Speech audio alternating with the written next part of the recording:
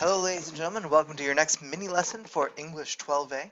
Today we're moving on from the Restoration era in the 17th century, in the 1700s, in the 18th century, to the end of the 18th century, right at the end there, and we're working our way into the Romantic era of British literature. Be sure to take your Cornell notes, and if you have questions, reach out to your instructor, as always.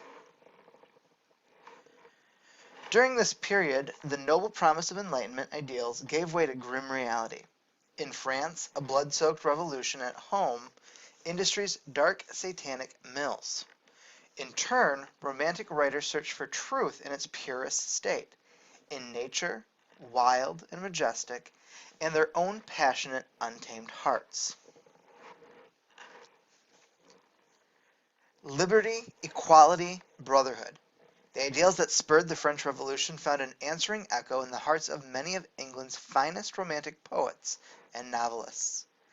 In the heady early years of France's Revolution, writers such as William Wordsworth, Samuel Taylor Coleridge, and William Blake saw it as a turning point in the history of humankind, a move towards a more ideal and civilized society. William Blake summed up his hopes for those struggling under oppression in these lines from his poem, The French Revolution. Then the valley of France shall cry to the soldier, throw down thy sword and musket, and run and embrace the meek peasant. Her nobles shall hear and shall weep, and put off the red robe of terror, the crown of oppression, the shoes of contempt, and unbuckle the girdle of war from the desolate earth. George III, later called by the poet Percy Bysshe Shelley an old, mad, blind, despised, and dying king, ruled England during the years of the American and French Revolutions. Many blame the loss of the American colonies chiefly on George's inflexible and unsympathetic attitude towards the colonists. George III was not a particularly capable king, and he was bewildered by the unprecedented political events taking place in America and France. In 1788, the year before the French Revolution began, he suffered a major attack of mental illness, and in 1811 he was declared permanently insane. His son George ruled as a prince regent until the king's death in 1820. Initially, many English citizens felt sympathy for the French Revolution. William Wordsworth, who had traveled to revolutionary France as a young man, recalled those exciting times. Bliss it in that dawn to be alive, but to be young was very heaven. However, when the moderate revolutionary party lost power to a radical and violent faction, English sympathy began to dissipate, and Romantic writers turned elsewhere for inspiration. During the Reign of Terror, radicals massacred and persecuted thousands of French aristocrats and middle-class citizens, to the horror of the English people, who were too aware of the restless, laboring masses in their own country and the social ills afflicting those in the lower class. At this time in England, there were indeed many social ills afflicting society. The new industrial centers in the north and west had no representation in Parliament, and archaic laws denied rights to many religious groups. The nation's growing cities suffered from crime and poor sanitation, among other problems. The criminal justice system offered harsh penalties, for example. People were hanged for theft and thrown into prison for debt. In addition, Britain's overseas empire faced a host of trouble, from corruption in India to the evils of the slave trade. Yet for nearly 25 years, all efforts at reform were suppressed because of the fear that reform would lead to anarchy, as it had in France. Wary of revolution or of French invasion, Britain grew increasingly conservative, passing laws restricting the right to publicly assemble and outlawing writing or speech that was critical of the government. When France invaded the Netherlands in 1793, Britain entered into a war with France that would ultimately last for more than 25 years. To complicate matters, near the end of the century, rebellious Irishmen, encouraged by the promise of a French assistance, rose up against their British-controlled rulers. Though this rebellion was quelled after poor weather prevented a major French landing, the threat of a French invasion of Britain by way of Ireland remained.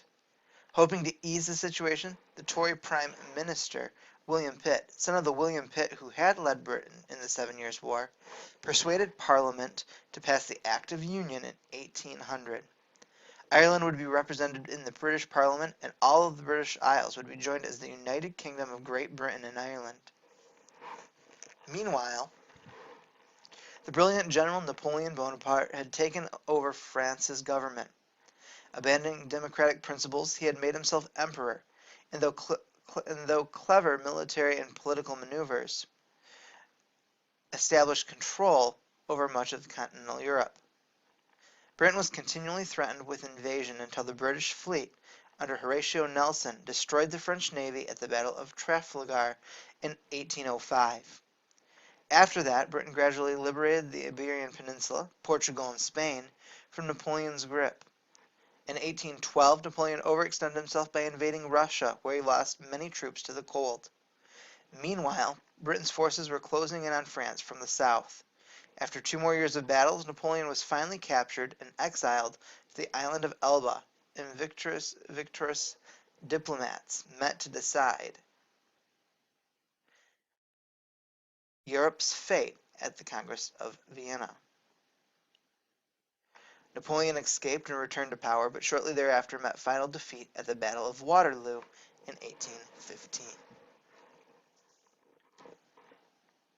During this period, England was an industrial as well as agricultural land. The Industrial Revolution and improvements in farming had brought increased prosperity to the middle and upper classes, but degrading poverty to the families employed in the factories and mills. Living and working conditions for industrial laborers were generally appalling. Britain operated under the doctrine of laissez-faire, French for "allowed to do," which argued that an economy works best without government intervention. No laws were passed to regulate factory safety, workers' hours, low wages, or child labor. The government also made no effort to control the economy's boom and bust fluctuations, which resulted in worker layoffs during frequent economic downturns. At the end of the Regency, the period in which George III's son ruled England in his father's place, an economic depression brought the loss of many factory jobs. New equipment and textile mills added to the problem, as fewer workers were needed to perform certain tasks. In the ensuing Luddite riots, unemployed factory workers rioted in several counties, smashing the machinery they blamed for taking their jobs away. The violence was frightening to so many that Parliament passed a law making the breaking of factory machines an offense punishable by death. Yet those who understood the workers' grievances wondered why the government did nothing to try to solve the problem instead. In his first speech to the House of Lords, in which he was entitled by birth to belong, the poet Lord Byron spoke in sympathy with the Luddite rebels. However, he was the only one of 3 members who voted against the new law. After the Battle of Waterloo, unemployment swelled as war veterans returned home. In addition to keep cheap foreign grain from glutting the market, the Tory government passed a corn law which taxed imported grain. In Britain, corn refers to any grain. This tax protected the income of large landowners and small farmers, but they also devastated the poor and unemployed by keeping food prices high. Given the trying times, factory workers wanted to join together to pool resources and fight for better work conditions. Labor unions were illegal, however, and when workers assembled in defiance of the law, government troops were called in to suppress their meetings. In one incident, 11 people were killed when troops were sent to break up a workers' gathering in St. Peter's Field, Manchester. The incident was called the Peterloo Massacre, a bitter pun on the Battle of Waterloo. The word romantic was first used in Germany in 1798 by the critics Friedrich and August von Schlegel. In many ways, Romanticism as a literary style began in Germany among such Sturm and Drang, Storm and Stress, writers as Johann Wolfgang von Goethe and Johann Christoph Friedrich von Schiller. In England, the Romantics were writers who revolted against the order, propriety, and traditionalism of the Age of Reason. Neoclassical writers had venerated the literary achievements of the ancient Greeks and Roman writers. They had a great respect for rules both in literature and society, and they wrote about the human being as an integral part of an organized society rather than as an individual. The Romantics, in contrast, were influenced by the same forces that gave rise to the American and French revolutions, and by the agitation for political, social, and economic change taking place in their own country. As a result, they searched for free artistic forms outside the classical tradition. Romantic poets abandoned the measured, witty, heroic couplet for the musical rhymes and richly evocative language of medieval and Renaissance poetry. To the Romantics, emotion became more important than reason, and the individual's relationship to nature was of primary concern. They found delight in the commonplace, celebrating ordinary things, a bird's song, a field of flowers in their verse. Poetry became, in the words of William Wordsworth, the spontaneous overflow of powerful feelings. The lyric poem, with its emphasis on subjective experiences, thoughts, feelings, and desires, was the most popular literary form among the Romantic poets. Although the beginning of Britain's Romantic period is traditionally assigned to the year 1798, aspects of Romanticism are evident in earlier British literature. Poet William Blake, who began publishing in the 1780s, produced mystical verse expressing his own personal philosophy and illustrated it with his own engravings. A Londoner of humble origins, Blake saw poverty and suffering all around him and was an ardent supporter of the French Revolution in its early days. He could not accept the neoclassical idea of a stable, orderly hierarchy in the universe, but instead viewed existence as a blending of opposite poles, goodness and evil, innocence and experience, heaven and hell. In his landmark Song of Innocence and Song of Experience, Blake included paired poems, one innocent and one experienced, on similar topics. Robert Burns, who also published poetry in the 1780s, exercised his own brand of Romanticism by drawing on the earlier traditions, particularly the oral poetry of his native Scotland.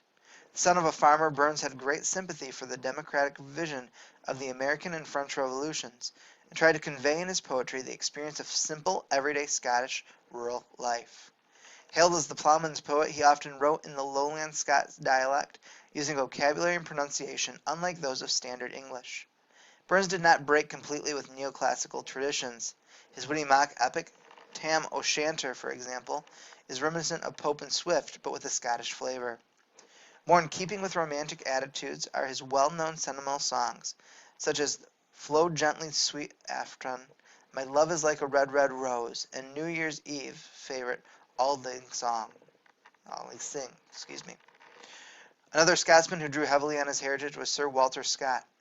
Scott gathered traditional ballads and folk tales of his native land, collecting them in minstrelsy of the Scottish border, and incorporating them into long narrative poems such as The Lay of the Last Minstrel and The Lady of the Lake. During the Regency, Scott became even more famous as a pioneer of the historical novel, reaching into Scotland and England's legendary past for the plots and characters of Waverley, Rob Roy, Ivanhoe, and a string of other popular novels. In Waverley, for example, he focuses on the romantic themes of revolution and rebellion, but set the story in the early 1700s, the time of Britain's Jacobite rebellion. At this time, folks, we are going to proceed to the second, part 2 of this video. Please stand by.